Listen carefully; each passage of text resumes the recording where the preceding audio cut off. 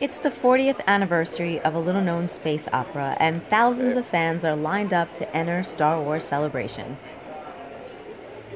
Still walking. And walking more now.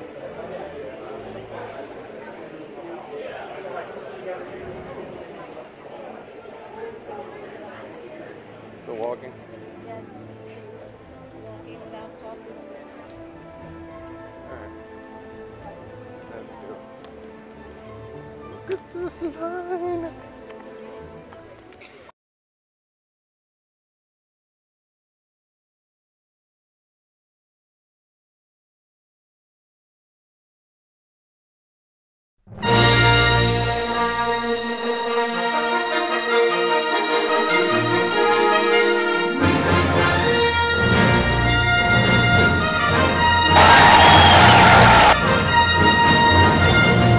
One of the coolest things about Star Wars and the celebration event itself is it brings together people of all genders, races, and ages, and they're the most devoted fans in the galaxy. Does it ever blow your mind how dedicated Star Wars fans are? Like, does it? I mean, because I've been here since like 4 something in the morning. Does it ever completely blow your mind? Yeah, it does. Well, the things we do for Star Wars, but it's for fun and we have fun with it. Yeah. Why do we do it? I don't know. It's Star Wars. It's the wars. Can you tell us how long the makeup took? That I can answer, yes. Yeah. So I started at about 5:20, so I'm down to about 2.5 hours. Okay, so you've done this many times. This is only the 8th time. Only the 8th Yeah, time? I've done it 8 times so far, yeah. So 2.5 hours, Yeah. and are you an artist besides? I teach high school. How much time did this take? This is the second revision, so probably like 8 months, 9 months. What is it about Darth Maul that you love so much? Because he's so iconic. Hey, it looks awesome. What's the statistic that he was only in 10 minutes of the film? Yeah, He was something only in like that. about 10 minutes of the film, and yet he is one of the most iconic characters in Star He Wars. is, yeah. What do Yeah. you like about him? Just cool.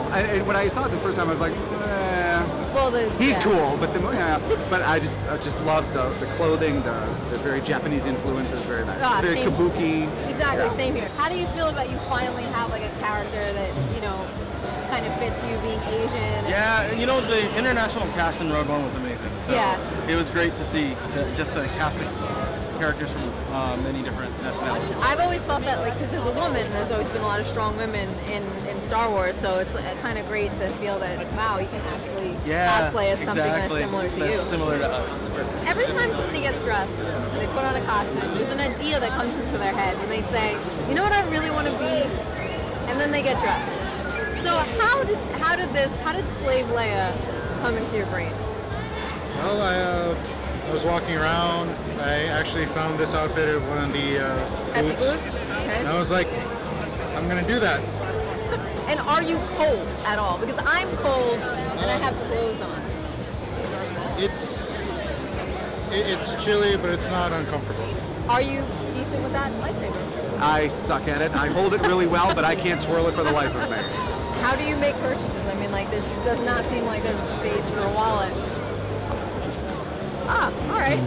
There's also a tattoo pavilion where you can hook yourself up with some Star Wars ink.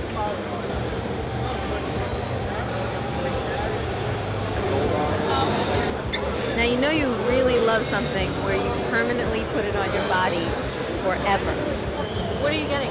We're getting a Boba Fett helmet, but got a little bit of a twist to it. Oh, wow. So it's kind of like Art Deco-ish, Yeah. right? Would you say? Yeah. That's super cool. The person behind the camera is not a huge fan of Boba Fett, but I am. And he says that the reason he's not a big fan of Boba Fett is because Boba Fett didn't actually catch Han Solo that Darth Vader did. What are your thoughts on that, big Boba Fett fan? Well, regardless of who caught him, Boba gets credit.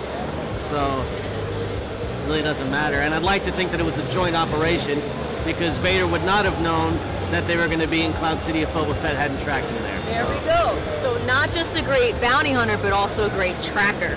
See, I'm a big Boba Fett fan. Now I have to ask you this. Do you think that Boba Fett is still alive? Of course he is. Climbed out the Snarlack bed. We're at the Artist Alley here at Star Wars Celebration, and I'm talking to Jake Murray about his drawings and about his drawings of Star Wars characters. So We don't know for a fact that this actually happened, but we think it's a strong possibility that this took place. So Jake, do you draw a lot of Star Wars characters? Yeah, I mean, a lot of the Star Wars work that I do is licensed through Fantasy Flight Games for like their card games, role-playing books, things like that, and then of course anything I create for Celebration. So you use your imagination to come up with particular scenes. Yep. Is there anything iconic that you're like, oh, I have to draw that? Like from the movies, you think? Wherever, whatever. I would say that image there was probably From for Rogue me. One? I actually did that like 5 years before Rogue One came out. Wow. So when it happened in Rogue One, that was kind of a big moment for me. Can't legally say that this is where they got that from, but it felt good.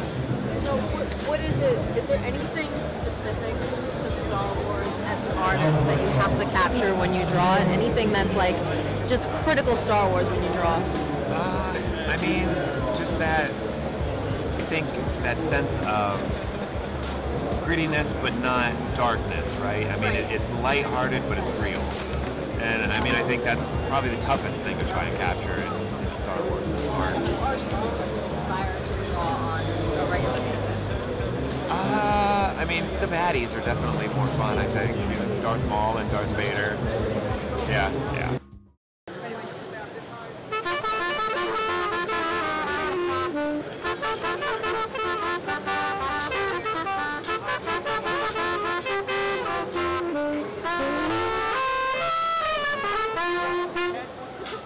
On the next episode of Everything Martial Arts.